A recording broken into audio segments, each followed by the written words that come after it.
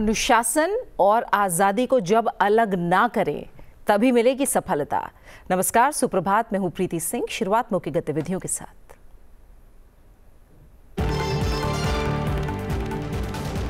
Affordable, reliable और sustainable ऊर्जा सुनिश्चित करना भारत की प्राथमिकता। G7 शिखर सम्मेलन के आउटरीच कार्यक्रम में प्रधानमंत्री नरेंद्र मोदी ने लिया हिस्सा। कई वैश्विक नेताओं के साथ प्रधानमंत्री की मुलाकात।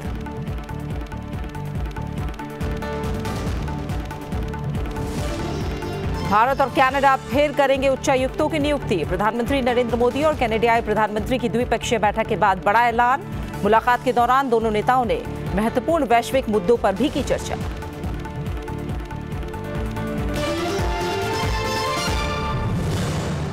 उपराष्ट्रपति जगदीप धनखड़ ने पुदुचेरी विश्वविद्यालय में छात्रों और संकाय सदस्यों को किया संबोधित। कहा, विश्व भर के विद्वान यहां अपने विचारों को साझा करने और हमारे ज्ञान के बारे में जानने के लिए आए। भारत प्राचीन काल से रहा है शिक्षा का महत्वपूर्ण केंद्र।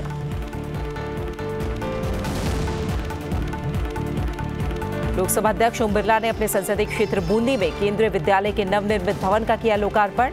विद्यार्थियों, शिक्षकों और अभिभावकों से संवाद। कृषि उपज मंडी परिसर में विभिन्न विकास कार्यों का किया लोकार्पण और शिलान्यास।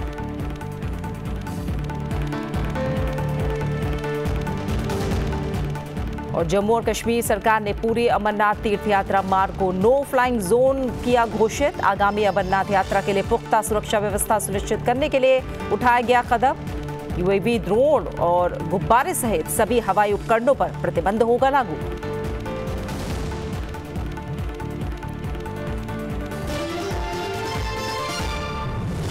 प्रधानमंत्री नरेंद्र मोदी ने 51वें G7 शिखर सम्मेलन के आउटरीच कार्यक्रम में हिस्सा लिया। इस दौरान उन्होंने जोर देकर कहा कि अफोर्डेबल, रिलायबल और सस्टेनेबल ऊर्जा सुनिश्चित करना भारत की प्राथमिकता है।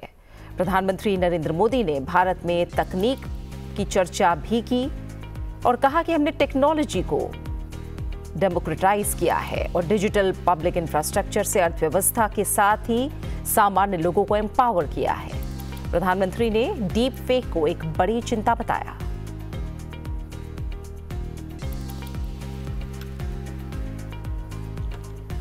प्रधानमंत्री नरेंद्र मोदी ने वैश्विक नेताओं से मुलाकात की। उन्होंने दक्षिण कोरिया के राष्ट्रपति ली जेम्यांग से मुलाकात की। दोनों नेताओं ने द्विपक्षीय संबंधों को मजबूत करने की प्रतिबद्धता जताई और रणनीतिक साझेदारी, तकनीक, व्यापार, हरित हाइड्रोजन और वैश्विक मुद्दों पर चर्चा की। प्रधानमंत्री ने मेक्सिको की राष्ट्रपति क्लाउडिया शैनबॉम पार्डो से भी मुलाकात की। इस दौरान दोनों देशों से जुड़े विभिन्न मुद्दों पर बातचीत की गई। प्रधानमंत्री ने G7 सम्मेलन के दौरान इटली की प्रधानमंत्री जॉर्जिया मेलोनी से भी मुलाकात की। प्रधानमंत्री नरेंद्र मोदी ने कनाडा में चल रहे 51वें G7 सम्मेलन से इतर ऑस्ट्रेलिया के प्रधानमंत्री एंथनी एल्बनीज और दक्षिण अफ्रीका के राष्ट्रपति सिरिल रामाफोसा से भी मुलाकात की। जर्मनी के चांसलर फ्रेडरिक मर्ज से प्रधानमंत्री नरेंद्र मोदी की मुलाकात हुई। G7 सम्मेलन से इतर ये मुलाकात हुई है। दोनों नेताओं ने आपसी हितों सहित कई मुद्दों पर चर्चा की। प्रधानमंत्री नरेंद्र मोदी कनाडा में 51वें G7 शिखर सम्मेलन में भाग लेने के बाद अपनी 3 देशों की यात्रा के अंतिम चरण में क्रोएशिया के जाग्रेब के लिए रवाना हुए।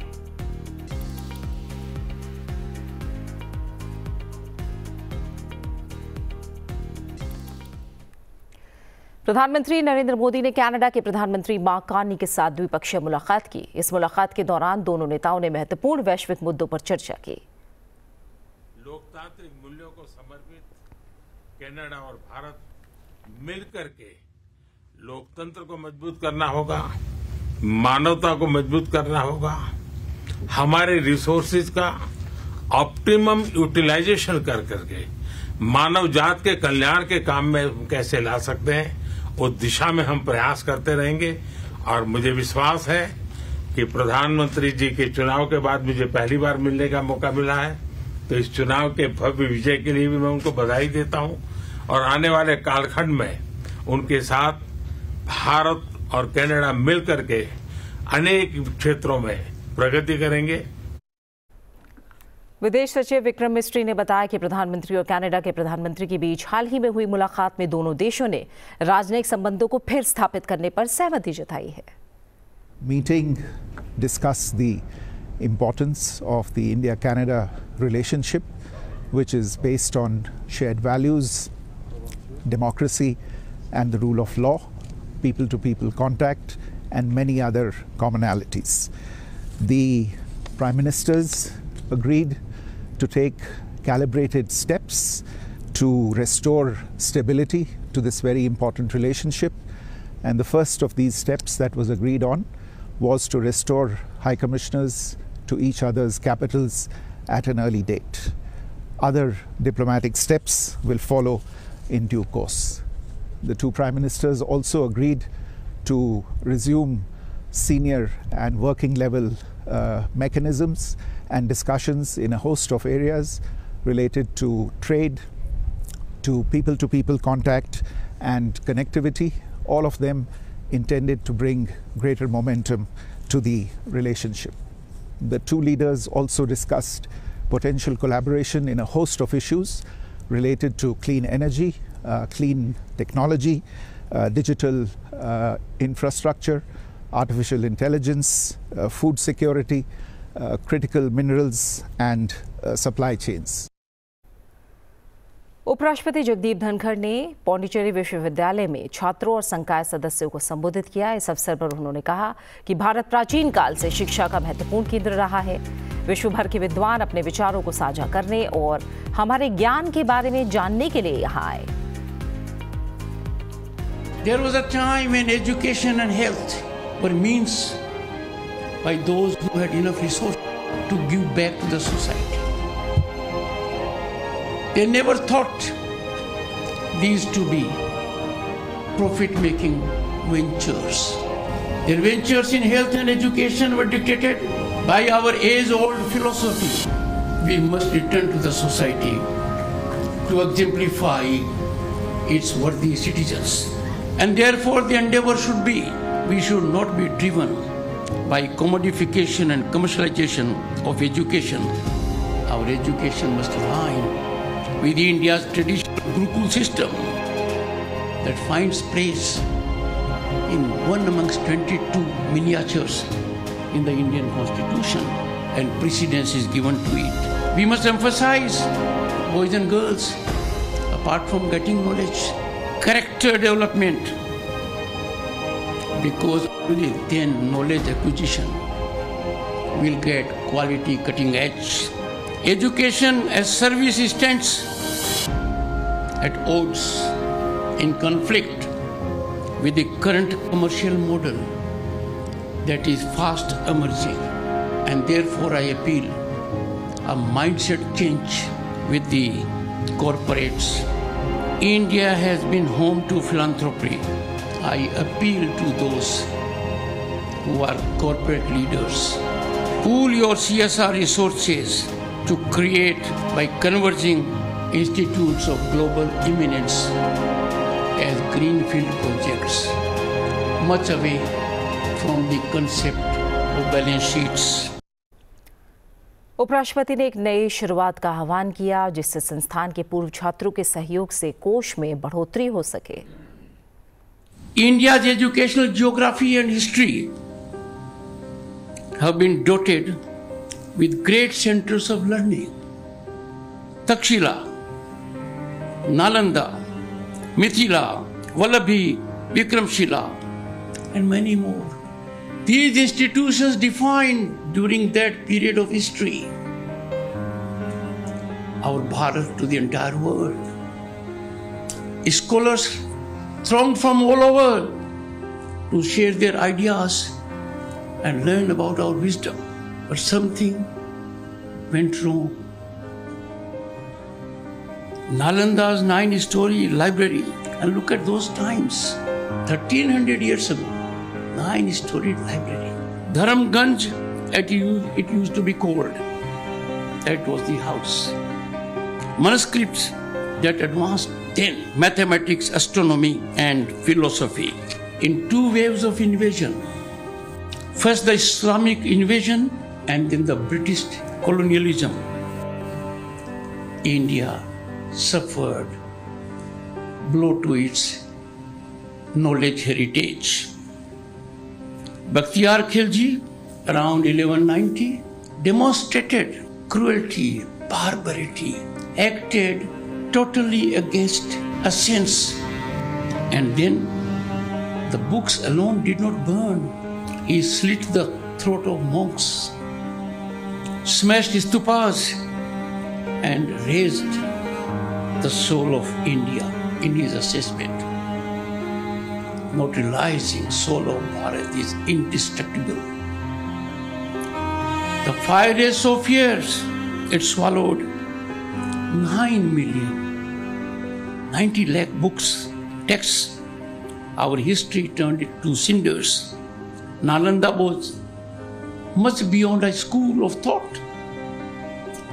It was a living, vibrant temple of knowledge for the benefit of entire humanity.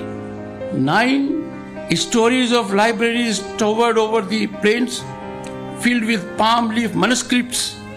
Look at those days, how hard they must have worked. With what commitment and diligence.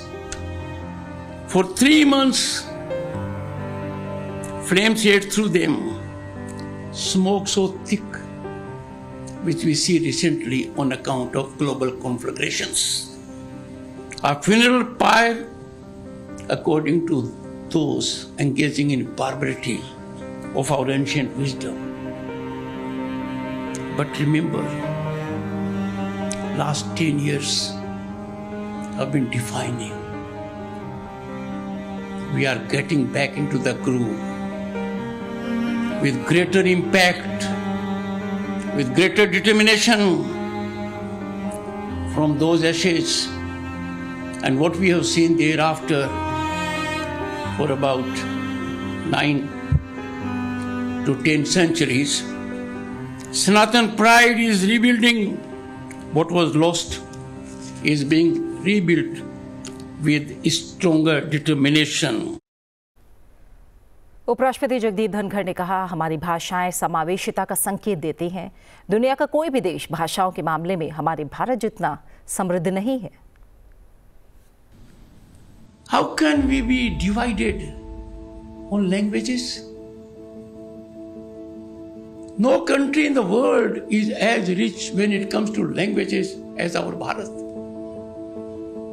And just imagine Sanskrit, its importance globally. Tamil, Telugu, Kannada, Malayalam, Odia, Marathi, Pali, Prakrit, Bengali, Assamese. I named these 11 because these are our classical languages. In Parliament, discourse is allowed by the members in 22 languages. Boys and girls, our languages indicate inclusivity. Sanatan teaches us nothing but to be in togetherness for the same sublime purpose. So what has flown out of inclusivity? What is responsible for inclusivity? Can it be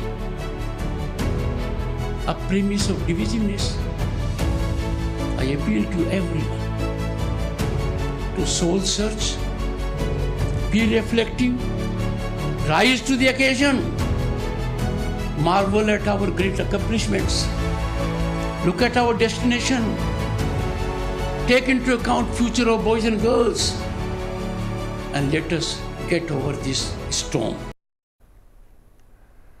Lok Sabha अध्यक्ष ओम बिरला ने मंगलवार को अपने संसदीय क्षेत्र बूंदी में केंद्रीय विद्यालय के नवनिर्मित भवन का लोकार्पण किया। इस अवसर पर उन्होंने विद्यार्थियों, शिक्षकों और अभिभावकों से संवाद भी किया और कहा कि ये विद्यालय परिसर शिक्षा, संस्कार, अनुशासन, तकनीकी दक्षता और राष्ट्रीय चेतना का संगम बने, यही हमारी अपेक्षा है। केंद्रीय विद्यालय का ये नया भवन हमारे आने वाली पीढ़ियों की नई आकांक्षाओं और उनके सपने करने का भवन है। ये आने वाली पीढ़ी इस भारत को विकसित भारत बनाने के संकल्प की ओर बढ़ रही है और दुनिया के अंदर भारत को नेतृत्व करने में भी इस नई पीढ़ी का योगदान है। और इसीलिए केंद्रीय विद्यालय संगठन, जिसकी शिक्षा, संस्कार, विचार, विद्यार्थी की वयोआयु में प्रतिमा का व्यक्तित्व विकास और दुनिया की नई टेक्नोलॉजी और टेक्नोलॉजी के साथ नए इनोवेशन करने की क्षमता को नई दिशा देने का विद्यालय है। आने वाले समय में इस विद्यालय में पढ़ने वाला विद्यार्थी जहां गुणवत्तापूर्ण शिक्षा ग्रहण करेगा, अच्छे संस्कार प्राप्त करेगा, वहां बदलती तकनीकी और प्रौद्योगिकी के अंदर भी ये बच्चा अपनी बौद्धिक क्षमता और बुद्धिमती क्षमता को और बढ़ाने का काम करेगा। इस अवसर पर लोकसभा अध्यक्ष ने बूंदी के कृषि उपज मंडी परिसर में विभिन्न विकास कार्यों का लोकार्पण और शिलान्यास किया। मंडी परिसर में नवीन ऑक्शन प्लेटफॉर्म, प्रशासनिक कार्यालय, पुलिया, सड़कों और आधुनिक भंडारण जैसी सुविधाएं विकसित की जा रही हैं, जिससे किसानों, मंडी कार्मिकों और व्यापारियों को बेहतर सुविधाएं और सम्मानजनक वातावरण मिल सकेगा। बूंदी अब परंपरागत कृषि से आगे बढ़कर प्रदेश के प्रमुख एग्रो बेस इंडस्ट्री हब के रूप में उभर रही है। जब बूंदी की धरती पर आता हूं तो हमेशा नए सपने लेकर आता हूं और मैं सपने इसलिए देखता हूं कि यह धरती हाड़ी रानी की शौर्य की धरती है। यह धरती शौर्य स्वाभिमान की धरती है और इस धरती पर हमारे किसान पुत्र, जिन्होंने अपनी खेती कल्याण से, यहां के धान से, उसके चावल से बूंदी की पहचान दुनिया में बनाई है। दुनिया के अंदर अगर कई बासमती चावल की पहचान है तो वह पहचान बूंदी के किसानों के कारण है। और ये किसान कड़ी मेहनत कर कर, कठिन परिश्रम कर कर देश और राष्ट्र की सेवा का काम कर रहे हैं। मैं उन किसान भाइयों को प्रणाम करता हूं जो अन्नदाता के रूप में आज देश की सेवा भी कर रहे हैं और अन्नदाता के रूप में उनके प्रयासों से भारत आत्मनिर्भर भी बना है।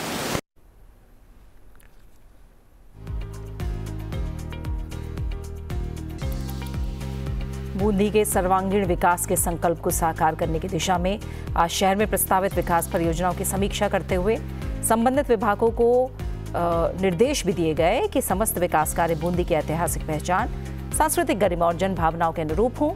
इन योजनाओं के माध्यम से बूंदी को एक आधुनिक, सुविधायुक्त, पर्यटन और व्यापार के लिए उपयुक्त शहर के रूप में विकसित किया जाएगा।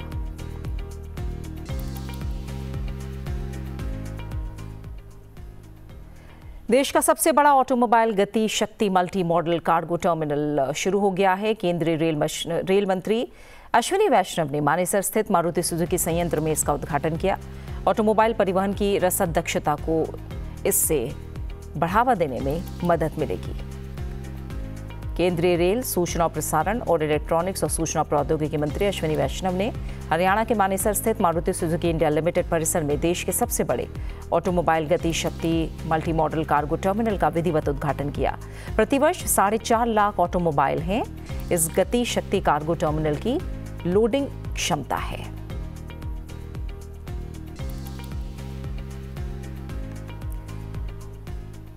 अमरनाथ यात्रा के लिए पुख्ता सुरक्षा व्यवस्था सुनिश्चित करने के लिए जम्मू कश्मीर सरकार ने पूरे तीर्थ यात्रा मार्ग को नो फ्लाइंग जोन घोषित कर दिया है। केंद्र शासित प्रदेश के गृह विभाग ने अमरनाथ यात्रा के सभी मार्गों को नो फ्लाइंग जोन घोषित कर दिया है, जिससे पहलगाम और बालटाल दोनों मार्ग शामिल हैं। ये प्रतिबंध सभी प्रकार के हवाई उपकरणों पर लागू होता है, जिसमें यूएवी, ड्रोन और गुब्बारे शामिल हैं। सुरक्षा निर्देश 1 जुलाई से 10 अगस्त तक लागू रहेंगे। ये निर्णय केंद्रीय गृह मंत्रालय द्वारा ऐसा करने की सलाह दिए जाने के बाद लिया गया। ये प्रतिबंध चिकित्सा, निकासी, आपदा प्रबंधन या सुरक्षा बलों द्वारा किए जाने वाले निगरानी अभियानों के मामले पर लागू नहीं होंगे। ऐसे अपवादों के लिए विस्तृत मानक संचालन प्रक्रिया बाद में जारी की जाएगी।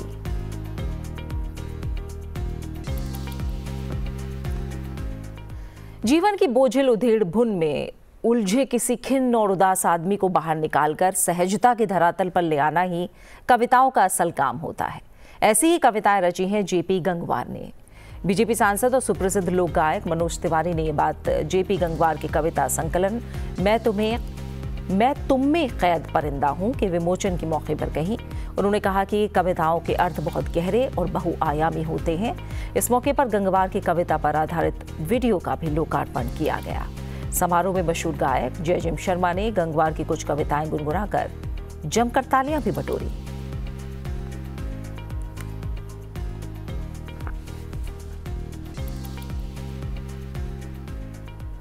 प्रधानमंत्री नरेंद्र मोदी अपनी 3 देशों की यात्रा के अंतिम चरण में क्रोएशिया के लिए रवाना हो गए हैं। जाते जाते आपको दिखाते हैं भारत और क्रोएशिया के संबंध से जुड़ा ये वीडियो। फिलहाल मुझे दीजिए इजाजत और आप बने रहिए संसद टीवी के साथ। नमस्कार।